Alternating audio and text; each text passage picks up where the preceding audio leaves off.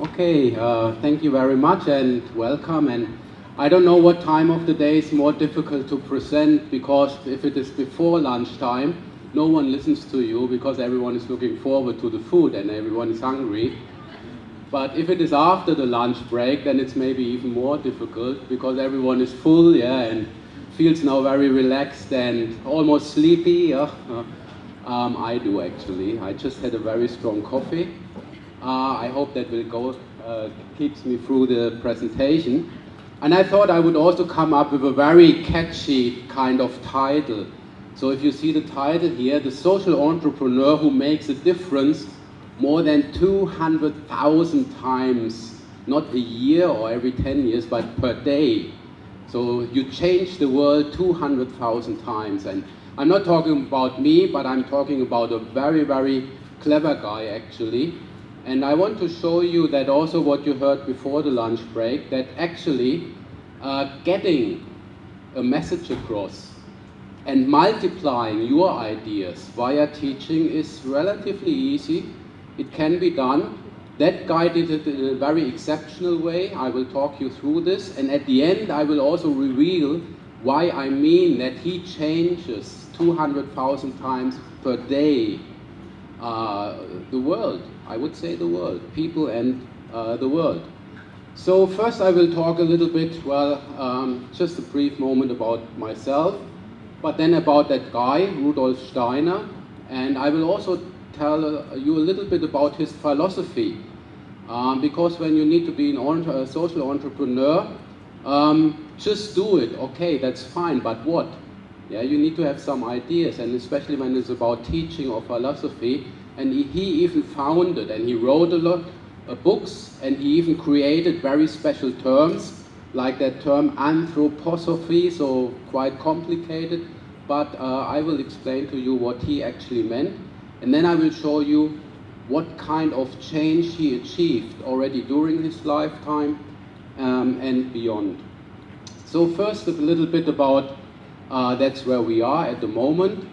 I actually come from APU. Some of you also come from APU, yeah. So Japan, Ritsumeikan, Asia Pacific University, about a few thousand kilometers away from here. But to disappoint you, I'm not Japanese. You might have already seen this. I'm actually from Frankfurt, Germany, but this morning I came from Konkan. So that's quite easy, and also evening I go back to Konkan, so about 3 o'clock or so. I need just to go to Don Mueang Airport.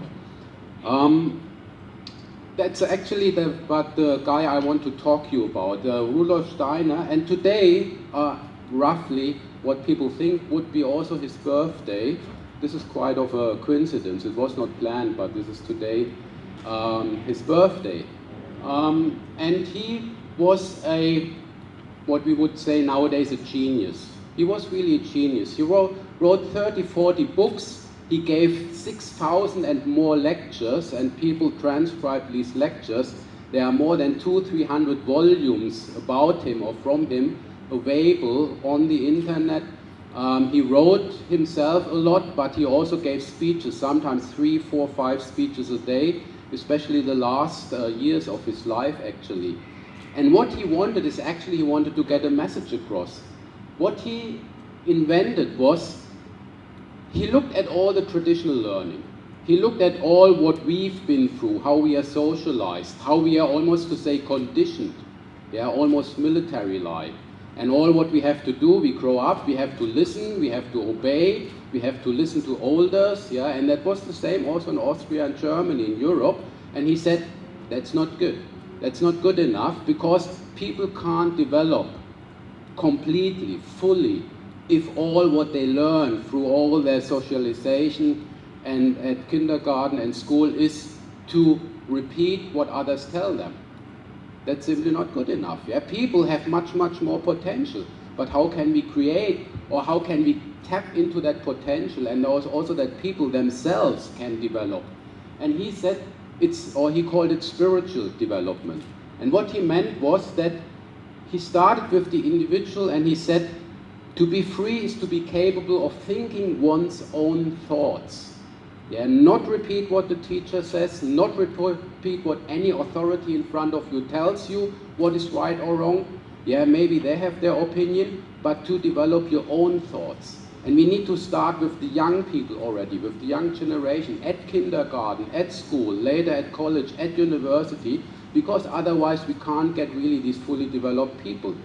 And to not the thoughts merely of the body, so not just emotions, yeah, not of society, what is allegedly right or wrong, but people should develop their own thoughts, yeah, by one's deepest, most original, most essential and spiritual self, one's individuality. That was his start. Not to get people fitting into what others have already thought for themselves, that's mostly traditional education, but to develop young people, or that they develop themselves. And he coined that term anthroposophy. Yeah, that's a Greek term. Anthropos means human, and sophia is the word or the Latin word for wisdom or knowledge or so, and when you combine it, then anthroposophy means the knowledge of the nature of us. Yeah, he wanted to understand not only who we are or how we are, but also how we can become, how we can develop into personalities, into full human beings, much, much more than just well-functioning employees, well-functioning sons, well-functioning daughters. This is just 5% of us. He wanted to see the whole person developing, and he developed in his most famous books, The Philosophy of Freedom, the Philosophie der Freiheit in German. He developed that theory of anthroposophy. And what he means is that people actually need to combine three things. One is the spiritual development. So what you think, what you reason, yeah, when you go beyond textbook knowledge, your own thoughts, there's nothing wrong with it, only because you don't find it in textbook, but people should start to think on their own, themselves, and also believe in what they think, the spiritual development. But this is only the rational side. What is also important is the moral development. Moral development also, he gave then especially guidelines for how you can control your feelings, how you can become a better person, and finally then also social development, that not only to become an egoist or an island, yeah, only looking at your own thoughts and your own moral development, but also that people understand themselves as social beings and as part of a bigger whole. And that was his starting point. Like I said, he was a genius. He was kind of a multi-talent. He had 20, 30 professions. He applied his theory to architecture. He himself was an architect. He created some of the most fascinating buildings still today where schools are. He also started 100 years ago with what we nowadays call natural medicine, yeah, or he called it then anthroposophical medicine. He also tried that kids become more developed in their bodies, that he developed sport, eurythmic, also that the development of personality of people. Then he was an artist. He wrote also scripts for theater. He applied his theory to education, and this is what I will be talking about in a moment. He developed more than 100 years ago what we nowadays call organic agriculture. So no pesticides, yeah, no toxic chemicals used in growing vegetables and foods. And he already developed this idea, and he also provided even farms and farmers with the ideas of what we nowadays call organic farming. He started microfinance. Microfinance, what we now know from that Nobel Prize winner Yunus, yeah, microfinance, when you give poor people, simple people, small credits and they can start their own business. He had this already 100 years ago, and he wanted to change the society with these little steps. He was in all these fields active, but I want to talk now about Waldorf School. Who of you likes exams? Hands up. Who likes exams? You don't see my hand going up? I hated exams. I was kind of a C level kind of student, yeah, he never wanted to have exams at school. This is one of his principles. Waldorf school, no exams. I will come back to this. The purpose for him is to develop holistically persons. Like I said, he didn't want to have people fitting into boxes. When you have to sit an exam, the answers are already given, yeah, the standards, he didn't want to have this. He wanted to see people developing without the fear, the constant fear, without that constant Damocles sword of, well, next week there's the next exam and only people learn for exam. And you know how it works. Yeah, when you learn for exam, it goes in here and goes out there the next day, and it's gone. Yeah, problem solved. He didn't want to have this. He wanted to develop people as complete persons, and he wanted creative thinking. You can't test creative thinking in exams. Yeah, but when you see people, encouraging people, developing their own projects like this one here, this is creativity. Yeah, this is where you can tap into your potential, not when you sit in multiple choice exams. He will also want to see then people developing their own morality. So again, these three different reasoning, thinking, morality all together then, this contributed what he thinks then to the development of the complete person. The free, overarching goal is to develop free, morally responsible, integrated individuals equipped with a high degree of social competence. If we had people like this, the majority of a society, people like this, I can tell you every society would be much, much better than we have nowadays. Not only Thai society, not only Japanese society, that's a nightmare anyway, but also the European societies or even the American society. This is what he wanted to achieve, and he started already with early childhood, then elementary or primary school, and then secondary education. I will just give you one quick idea what each stage means. Kindergarten, nothing about conditioning, nothing about you sit now down and be quiet and you do what I tell you because I'm your educator. Nothing like that, on the contrary. What he wanted is that children feel comfortable, that the environment of a kindergarten is almost like at home, that they feel also secure, and then the whole focus was on play, free play, activities, getting children coming up with their own games, with their own rules. No one would tell them, okay, this is what you play now, and this is how you behave, and this is how you should now follow the rules. He wanted the kids already creating their own games. There was a lot of outdoor activities, yeah? So that also not only the cognitive, but also the bodily and also even the moral development of the already kindergarten kids develops. And this was his idea. By the way, when I went to school in Germany, 3-4 of my classmates, they came from Waldorf school. They were so different. They were different, they were much more self-confident, creative, of course, 10 times more than I.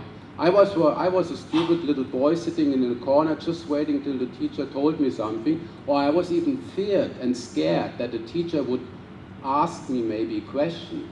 That was how I experienced school. I was feared, I was scared, intimidated by teachers, because I was always struggling or worrying whether or not I could give the right answer.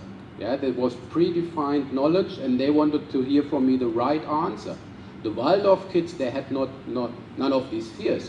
When the teacher asked them something, they asked the teacher back, why do you think we should now talk about this? Let's talk about something else that's much more important. And that was already starting, you could see, from the 2nd, 3rd class onwards. And that was not because they were naughty kids or disobeying, no, because they were confident. And they questioned authority, why not? Yeah, what is wrong? Yeah, with questioning people in front of them. And that was one result of already from the kindergarten, when you see how kids can develop freely. By the way, I come from Japan. My son is 6, 7. We had a chat during the break.